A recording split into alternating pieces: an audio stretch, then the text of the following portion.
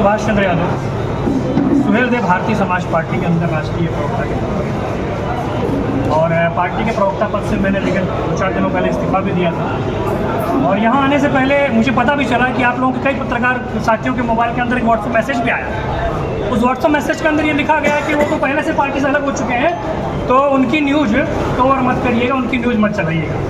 ये तो मुझे पता चल गया। तो ये आप समझ लीजिए कि सत्ता के अंदर रहते हुए माननीय ओम प्रकाश राजभर और उनके सुपुत्र किस प्रकार मीडिया के ऊपर दबाव बनाने का प्रयास कर रहे हैं। और वास्तविकता यह है कि अरुण राजभर जी की हैसियत क्या है।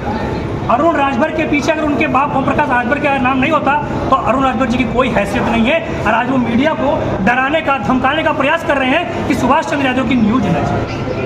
तो मैं आप लोगों के माध्यम से अरुण राजभर को वास्तविक स्थिति का अवगत करना चाहता हूँ कि भैया जिस घर में बैठे हो ना तो चुपचाप बैठे रहो। आपकी हैसियत कितनी है उत्तर प्रदेश की जनता पूरी तरह जानती है। मुझे मेरे दम से, मेरी काबिलियत से अगर एक व्यक्ति उत्तर प्रदेश के अंदर जान रहा है तो मेरी काबिलियत से जान रहा है। मेरे बाप का नाम नहीं हुआ अभिषेक, इनमें बहुत बड़े धनाढ़ प्रतीक आदमी हूँ, राजनीतिक परिवार का हूँ, ऐसा कुछ भी नहीं है। तो अरुण राजभर जिस प्रकार का दबाव बनाने का प्रयास मत करें। मीडिया स्वतंत्र है, इस देश का चौथा स्तंभ है। सर क्या वजह है छोड़ने की पार्टी? दोस्तों साथियों, ये एक मार्मिक कहानी भी बोलना चाहूँगा मैं। जो भी पार्टी होती, चाहे मैं अभी सुहेलदेव स्वाभिमान पार्टी की भी सदस्यता लिया हूँ, जुड़ा हूँ, यानी ये मेरा परिवार है। और परिवार का जो मुखिया होता है हमारे गार्जियन के बराबर होता है। विगत 26 अप्रैल को मैं इसी घोषी के अंदर था और मैं अरविंद राजभर जी का प्रचार प्रसार कर रहा था। और 26 तारीख को मेरे घर पे दुर्घट घटना घटती है। मेरे सगे 19 वर्षीय भतीजे का सड़क दुर्घटना के अंदर एक्सीडेंट होता है, उसका देहांत हो जाता है।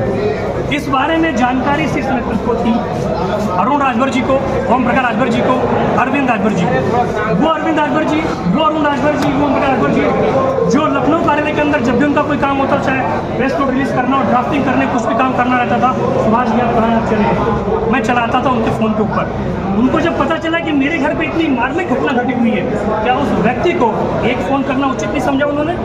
मैं तो उनके परिवार का सदस्य हूँ ना, वो मुझे अपने परिवार सदस्य मानते हैं ना।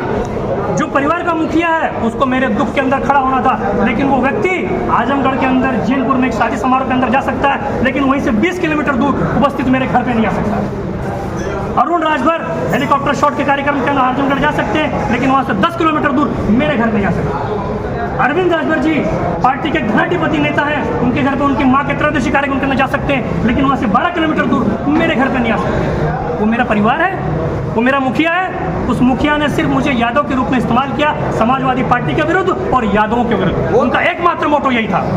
वो लगातार बोलते हैं कि हम पिछड़े समाज का, शोषित समाज का, दलित समाज का आवाज उठाने का काम करते हैं और उनके हक की लड़ाई लड़ने का काम करते हैं। देखिए, भारतीय जनता पार्टी के अंदर जो ओम प्रकाश राजभर जी नहीं थे ना, तो उन नेताओं को बोलते थे कि वो लोग नेता नहीं, लोडर हैं। वर्तमान में माननीय ओम प्रकाश राजभर जी खुद लोडर बन चुके हैं, लोडर बन चुके हैं और बहुत बड़े लोडर बन चुके हैं। वो पिछड़ों की बात करेंगे, अति पिछड़ों की बात करेंगे, दलितों की बात करेंगे, अति दलितों की बात करेंगे, लेकिन उनका हक लूट कर अपने आप को बड़ा करेंगे, अरविंद राजभर जी को बड़ा करेंगे, अरुण राजभर जी को बड़ा करेंगे।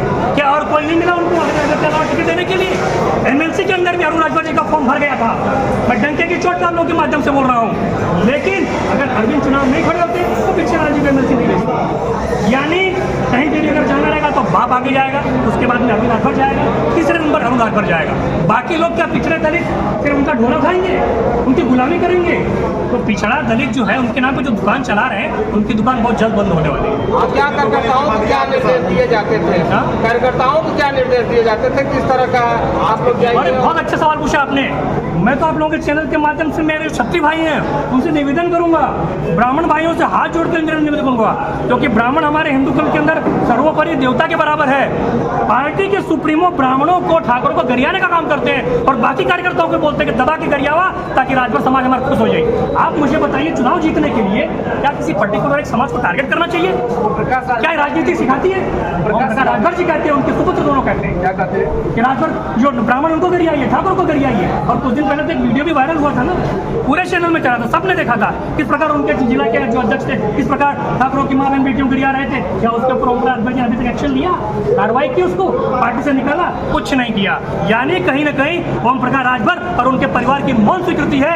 वो सिर्फ यूज करना चाह रहे हैं, वोट लेना चाह रहे हैं ठाकुरों का, ब्राह्मणों का, लेकिन उनके मन के अंदर इन लोगों के प्रति काला भरा हुआ। यादव समाज से आते हैं आप, और उन्होंने कहा था, आप यादव समाज से आते हैं, उन्होंने कहा था हीरो की बुद्धि 12 बजे खुलती है। आप आपको कितना समय लग गया ये जानने देखिए, में? सुबह का बुला कर शाम को घर लौटा तो उसे बुला नहीं करते। मेरी बुद्धि जब भी खुली तो मैं आ गया ना। लेकिन आप ये ओम प्रकाश राजभर जी से पूछेगा कि तुम्हार बुद्धिया कब खुल लियो, तुम्हार बुद्धिया कब खुल लियो। तो पिछड़न के बात करा ला ना। कुछ दिन पहले बोल रहे ना 69,000 शिक्षक भर्ती के जो लड़कों बैठल हुए कुल नाच खाने लायक हुए, घोसी की जनता उनके लतिया के भेजे वाली है। बापुओं के लतियाई और बेटुओं के लतिया हुआ है, तब खुदा नाच खाए वाला। अच्छा नेता जी 2 दिन पहलवा उनके जितावत रहा है, इनके दिन कैसे का सहारा लगा? ये सवाल जाके पूछा कि 2 दिन पहले योगी कर यात्रा नहीं तो कैबिनेट में कैसे शामिल होगी ना। पूछा हिम्मत है, पूछ लिया तो नहीं जाएगा उन्होंने से। योगी जी तो खुश है उनसे। योगी जी से खुश हो तो मोहम्मद दोनों के मंशूर समझ में आएगा कितना खुश है। वो चेहरे से तेज में समझ आएगा ना। नहीं, राजभर समाज एक स्वाभिमानी समाज होता है। जिस प्रकार पूर्व के अंदर ब्रजेश पाठक के चरणों के अंदर जिस प्रकार हम लौट गए थे परसों, आप सभी लोगों ने देखा ना कैसे लौट गए थे योगी जी के चरणों में। तो ये लौट के चाह रहे कि भैया मुझे भीख दे दो, क्योंकि ओम प्रकाश राजभर जी जब समाजवादी पार्टी का गठबंधन था तो बोलते थे कि मैं इनको मठ में भिजवा दूंगा, पकड़ करके भीख मंगवा दूंगा। राजभर माननीय योगी आदित्यनाथ जी के चरणों के अंदर बैठ के कटोर लेके भीख मांग रहे हैं कि मुझे सांसद की भीख। आज आपके साथ